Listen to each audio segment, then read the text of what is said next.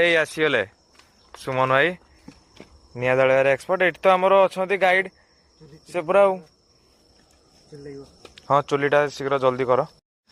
ଏଠି ଆମର ମାଂସରେ ଚିକେନଟା ସେଥିରେ ସୋରିଷ ତେଲ ପିଆଜ ଆଉ ଧଣିଆ ପତ୍ର ସବୁ ମସଲା ଆଉ ଗୋଟେ ସିକ୍ରେଟ ଇନଗ୍ରିଡିଏଣ୍ଟସ୍ ଅଛି ଯେଉଁଟାକି କହିଲେ ମୁଁ କମେଣ୍ଟରେ କହିଲେ ମୁଁ କହିବି ହେଲା।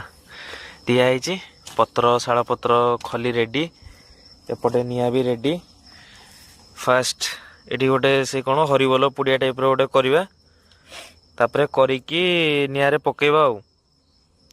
ଓମ୍ ଭାଇ ଆମର ରେଡ଼ି ଅଛନ୍ତି ତାକୁ ପୁଡ଼ିଆ କରିବା ପାଇଁ। ମୁଁ ଖଡ଼ିକା ବାଉଁଶ ଖଡ଼ିକା ଧରିକି ଅଛି ତାକୁ ଟିପିବା ପାଇଁ, ତାକୁ କରିବା।